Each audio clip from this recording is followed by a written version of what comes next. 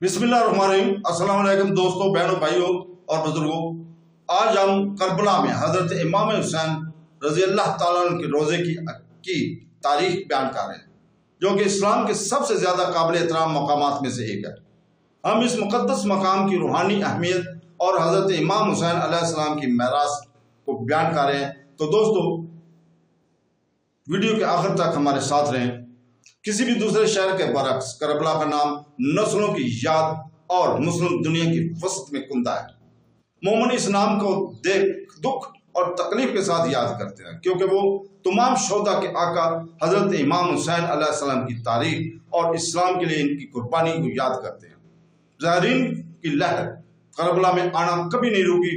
उमवी और अब्बासी खुलफा ने मज़ारात की तमीर को रोकने से लेकर इस वक्त तक जब मोमिन इन पर आयत सख्तियों और मुश्किलात के बावजूद इहाते की तामीर में कामयाब हो गए, और आज चौंके करबला नई अफात का मुशाहिदा कर रहा है और इमाम हुसैन अलैहिस्सलाम और इनके साथियों के मज़ारात को भी तबाही और नजर कर दिया था, और ज़ायरीन को वहां तक पहुंचे से रोक दिया गया था। इसलिए करबला से आशना होना मुनासिब नहीं था।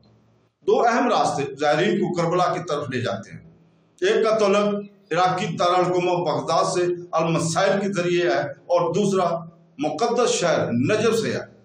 ताहम दोनों में से कोई भी अपने अतराफ के सब्जाजार मनाजर से देखने वालों को पुरजोश करता है। करबला पहुंचकर मुक़द्दस मकाम ज़ायरीन की तवज्जो अपने रब के नूर से चमकने अपने शानदार मीनारों और गुंबदों की तरफ मुस्तबद कराता है। शहर के दाखिली रास्ते पर ज़ायरीन की लकड़ी के कालमों से सजे मकानात की एक कतार नजर आती है, और मुक़द्दस मकबरे की तरफ आगे बढ़ते हुए इसे फन तामीर कुछ हद तक जदीद से मिलता जुलता नजर आता है। मुक़द्दस मज़ार तक पहुंचने के बाद एक शख्स अपने आप को एक दीवार के सामने पाता है, जो लकड़ी के दरवाजे की गिर्द शीशे की सजावट से सजी हुई है, और जब कोई इन दरवाजों में से किसी एक में दाखिल होता है तो वो छोटे कमरों से घिरा हुआ एक कहते हैं कि आईवान्स इहाते में दाखिल होता है, जिसे मुक़द्दस का रोज़ा मुबारक इहाते के वस्त में वाक़या है, जिसकी चारों तरफ मुरब्बा शक्ल के ढांचे हैं, जिन्हें रवाक कहा जाता है। रोज़ा खुद कब्र की जगह के वस्त में वाक़या है, जिसकी चारों तरफ सुनहरी खिड़कियां हैं, जिसमें खूबसूरत रोशनी है। ये वाकई देखने के लिए बहुत अच्छा है। करबला की असल और मैनी लफ्ज़ करबला के असल के बारे में मुख्तलिफ मुहक्किकीन के दरमियान बहुत सी आ रहा है। बाद ने इस बात की निशानदेही की है कि करबला का तौल्लुक करबला ज़बान से है, जबकि बाद ने लफ्ज़ करबला के बजाय और ज़बान का तजिया करके इसके मैनी अख्ज़ करने की कोशिश की है। वो ये नतीजा अख्ज़ करते हैं कि ये अरबी लफ्ज़ को बाबल से माखूज है, जो कदीम बाबल के देहातों का एक ग्रुप था, जिसमें नैनवा, अल-खदीरा, करबिला, अल-वाइस और अल-अहीर शामिल थे। ये आखिरी नाम आज अलहर के नाम से जाना जाता है, और ये वो जगह जहां इमाम हुसैन अलैहिस्सलाम की कब्र रोज़ा मुबारक वाक़या है।